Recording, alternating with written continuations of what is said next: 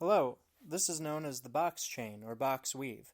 It is a variant of European 4-in-1, which is a common choice for weaving sheets of mail, such as this one. There are a few different ways of weaving box chain, such as the stitch method. With this method, you essentially weave a strip of European 4-in-1 and stitch, or zip, up the fourth side. Box chain is commonly used for jewelry such as bracelets and necklaces, or in this case for keychains. They make good gifts and offer a lot of variation in terms of size and color. These particular keychains use 52 1/4-inch 16-gauge rings, which have an AR of about 4. They are made from anodized aluminum, which is lightweight and durable. The carabiners are a little smaller than the standard, measuring 1.6 inches long and 0.8 inches at their widest point. I get them at a decent price from theringlord.com, and they also come with a keyring, though you probably already have one. They sell many colors of anodized rings as well. So, to start this weave, you'll need 2 pairs of pliers and 2 sets of 26 rings. I modified one pair of my pliers with a hacksaw and filed the teeth off to prevent them from scratching the rings. For good workflow, I usually open all the rings except 4 of one color, which I close completely. Just in case you are totally new to working with chainmail, you open rings by twisting them apart, not by pulling them.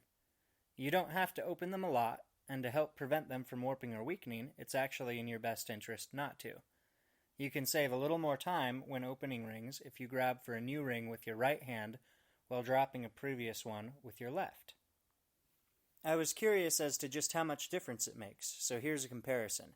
It is about 1/3 faster to drop-grab using both hands together rather than one for both actions. The coolest thing, though, is that if you practice doing this, it quickly becomes an automatic habit, and you don't even have to think about it. Closing rings is definitely more time-consuming, but you can use the bit of spring they have to your advantage by twisting the ring ends past each other at a slight angle and then back together. With some practice, you'll develop a feel for opening and closing rings, and your hands will become more and more dialed in, just like learning to drive a manual transmission. And don't worry if you don't really care too much about opening rings efficiently or closing them as tightly as possible. I didn't when I started, but as you get better, and especially if you start weaving for money, the quality and quantity of your work will start to matter more to you. So these pointers just give you something to shoot for down the line. Alright, now that you've got your rings ready, place the 4 closed rings on one of the other color, in this case 4 blue on 1 gray. Next, add a gray through 2 of the 4 blue ones, like so.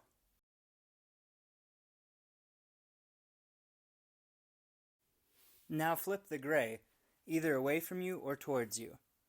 Readjust your hold so that the 2 blues fan out to the sides, and now add 2 more blues to the gray ring you just flipped.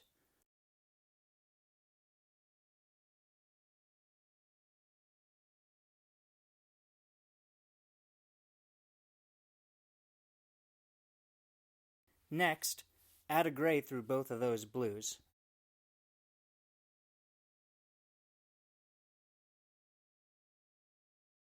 And flip it, the same way you flipped the other gray ring. If you accidentally flip one the opposite way of the rest, this is the problem you will encounter later on. And that, as they say, is that. This part of the weave really only consists of a few steps: the pair, the middle, and the flip. Repeat these steps to get yourself a strip of European 4-in-1, all ready for zipping. To zip up the last side and thus complete your box chain, notice the V's or arrows on this finished one. Depending on which hand you prefer to add rings with, you'll need to orient your nearly finished keychain a certain way, or you'll be fighting Father Physics instead of working with him. For adding rings with your left hand, you'll need to orient your keychain like this, so that the arrows point to the right. I don't think it matters much which side you start on, though I usually work left to right for this. If you add rings with your right hand, you'll need to orient your keychain so that the arrows will point to the left. To actually add the rings, hold just in front of the spot you plan to zip up, and rotate your gray ring through 4 blues.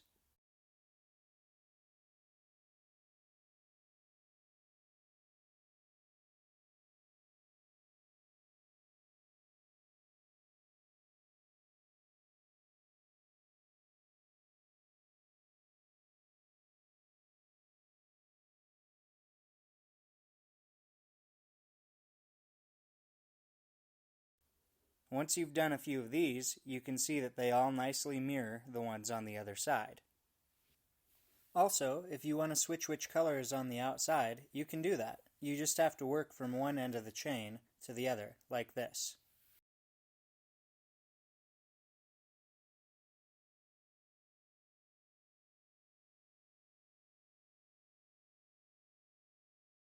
And, as a general rule, I've found that most keychains look better with the lighter color on the inside. Once you've used up the rest of your pile of rings, just add your carabiner and keyring, and you are done. I hope you found this tutorial effective. Thanks for watching, and happy crafting!